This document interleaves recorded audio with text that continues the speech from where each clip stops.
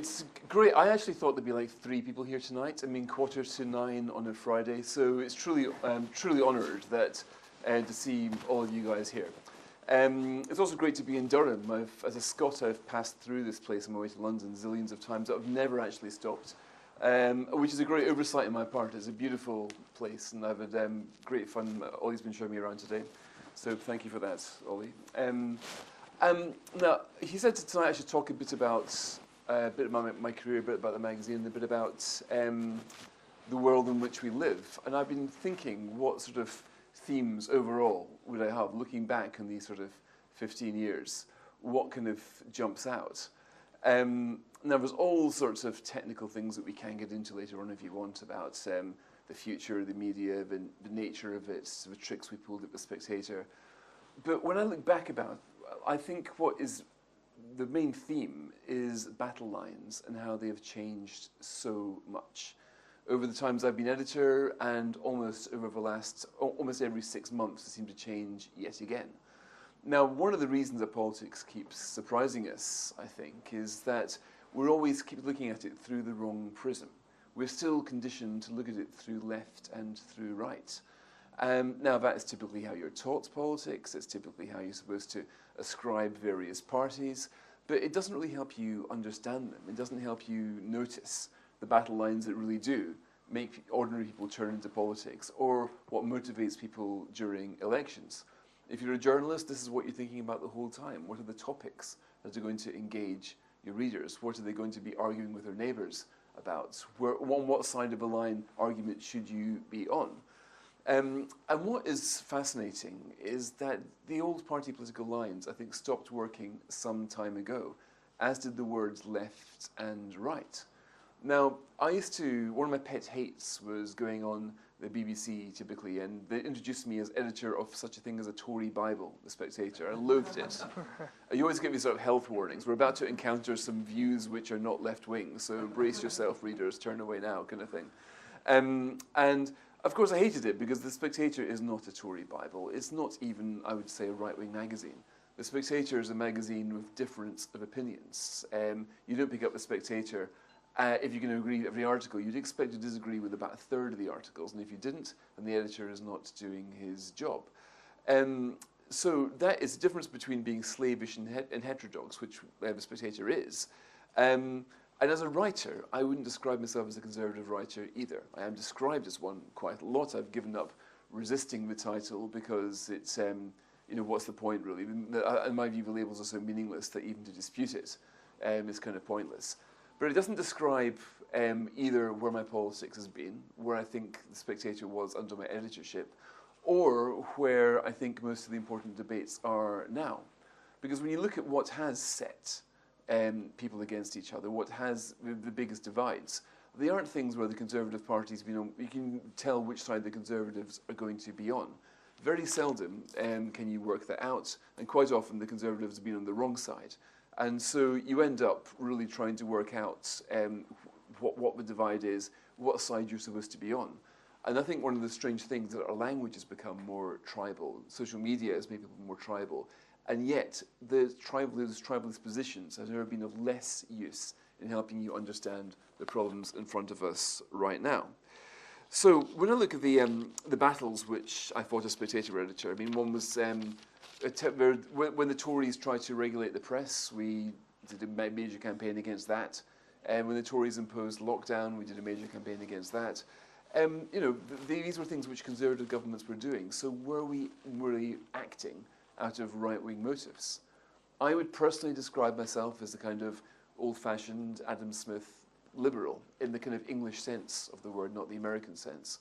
I think that societies are better and stronger where the power lies with the many and not the few. I think that governments are should be kept small, and people should be trusted to lead their own lives.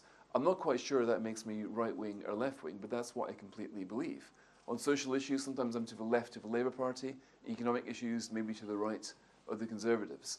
But I don't lose too much sleep wondering where to position myself. But I've never had any doubt about the main issues of the day.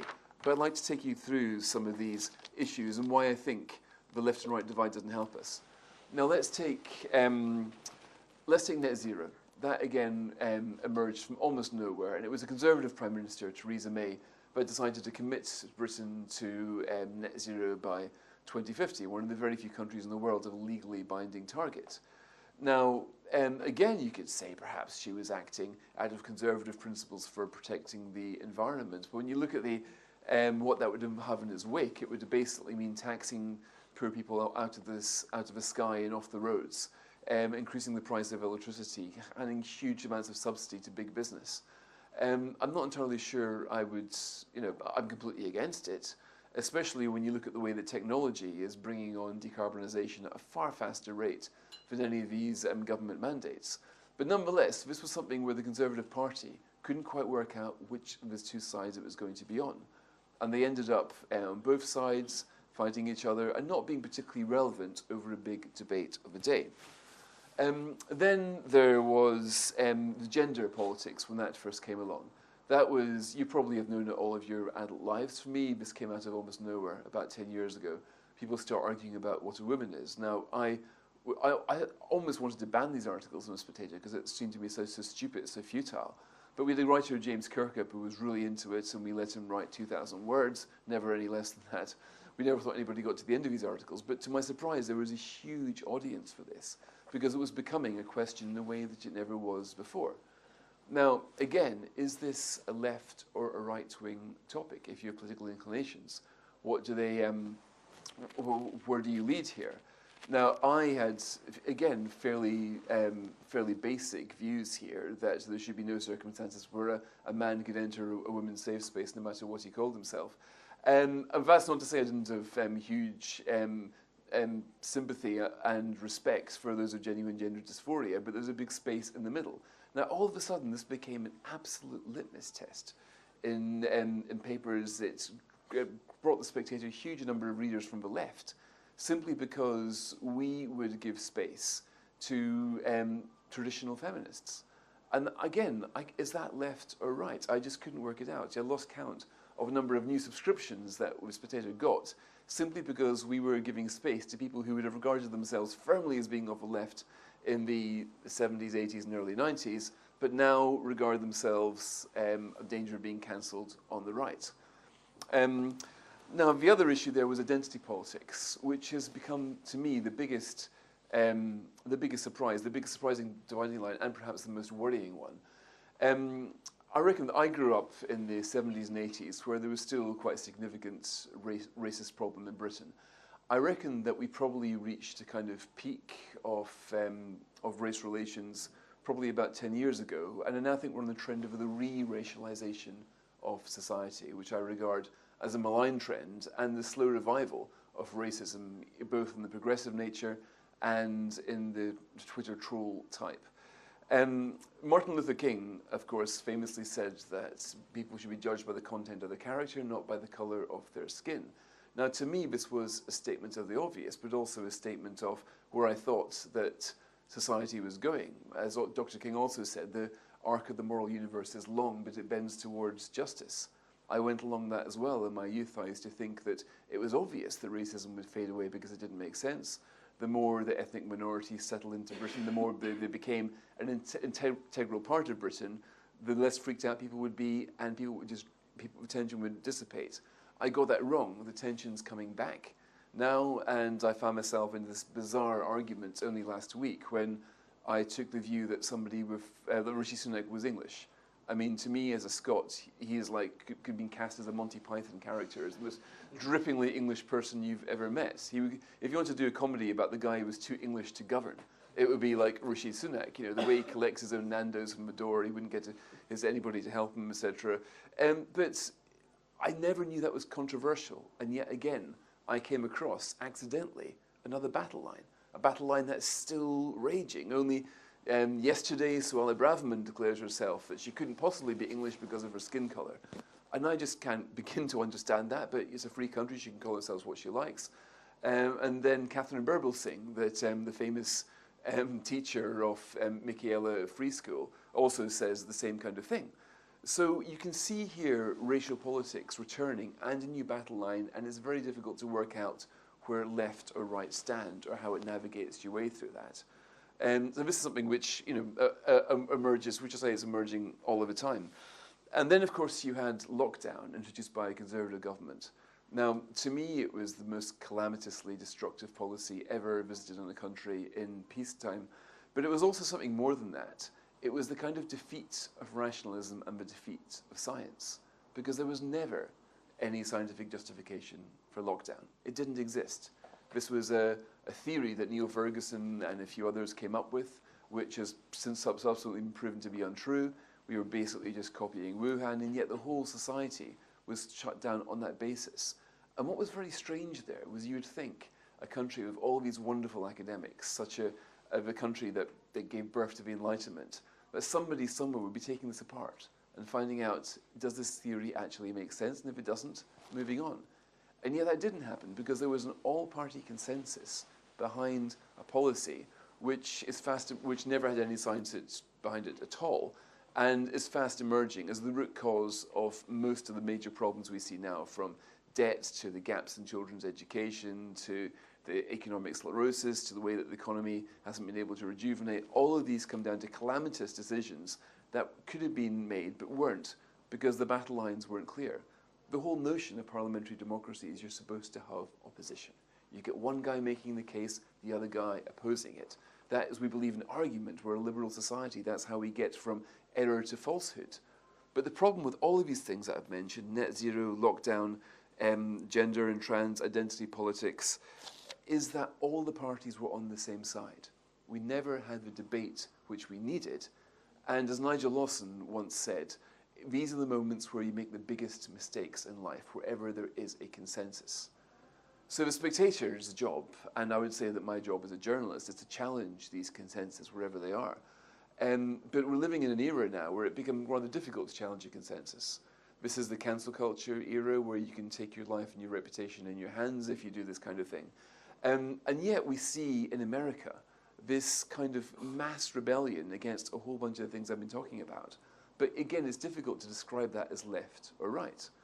Like the Democrats were looking on in amazement at the way that Donald Trump was able to assemble this multiracial working class coalition of voters behind him. They couldn't work it out at all. Isn't Trump racist? Why is it the case that black voters are turning towards him, Hispanic are turning towards him? Why is it that in these areas, the old country club Republicans, as used to be, are now voting Democrat, where everybody else is voting for Trump? Now, when you do that, that of course shows that the Democrats, and to be honest, the Republicans, fundamentally mistook the nation of ethnic minorities, a lazy assumption that ethnic minorities would always vote for left wing. I've got at home this ridiculous book by Ann Coulter. It's called Adios America, How Mass Immigration is Helping the Left Destroy America, or something like that. Now, you wouldn't get any Trumpites staying now because that mass immigration was the force that took Trump to the White House. As the people they're talking about take their place in the middle class, to move out of the suburbs, and start to defend the values of the country which they move towards, as you would expect. There's such a thing as kind of immigrant patriotism here. And that, I think, Kemi Badenoch is a good example of that. But that is another thing people didn't expect because we were lazily using the notions of left and right, and even worse, assuming that non-whites would always be on the left side of this divide, and Trump has proved that wrong. Now, just where the Trumpist experiment will go, I have absolutely no idea. I don't know how many of you have seen that extraordinary video with Zelensky, which I was just watching on the way over. It is, I mean, every single day it just confounds. I really regret filing my Times column at 7 o'clock because, there's a whole new material now with Trump. Now, can you call him right-wing necessarily? I mean, a lot of it is quite, look at Marine Le Pen. She's described routinely as far right. If you look at her policies, they're quite economically protectionist. She likes tariffs. There's nothing free markets about the tariffs Trump wants to introduce. If you look at the AfD in Germany, who've done so well, it's not easy to describe them as classically right-wing either, especially, again, they're sort of almost Putinist and Putin sympathetic, shall we say, and again, quite protectionists. But you see, and so right around here, we have got politics which is changing faster than our political vocabulary has been able to catch up. This, of course, makes it a great time to be a politics student, because if any of you here are studying politics or trying to make sense of this world, then you will be at a huge advantage because the reality on the ground, whether it's driven by demographics or by the exigencies of the economic situation, will mean that we're all dealing with brand new problems that will require lots of thinking. And there will be a way out of this, which is better than Donald Trump. I mean, Trump, the thing about him, you might like him or hate him, and on a personal basis I find him pretty hard to handle. But nonetheless, something inside me does cheer when I see Elon Musk ride into these massive bureaucracies and then try to look for some accountability, to try for some savings. Finally, you see the weight's been taken off the taxpayers' shoulders here. So I think that Trump was found to be a necessary corrective to what America had before, speaks to the depth of American despair, but also about the dearth of solutions from the conventional political wisdom. We can see that in the rise of populism. In my view, populism is always and everywhere an expression of the failure of the mainstream parties of being able to find a language and agenda which speaks to people's concerns. So we're all living in a political era now where the old is kind of visibly dying, but the new has not yet been born. And we're seeing in Trump the rise of populism and Farage being number one in the UK opinion polls, a kind of cry for something different, something better, kind of cry for conventional politics or even people like me, journalists, to try to better understand what's really motivating people and behind them. So that's why I think it's a thrillingly exciting time to be in journalism and also to be studying it and making sense of the world. So I'll end there and take your questions, except to say that, my generation are running out of answers and it's time for your generation to take over.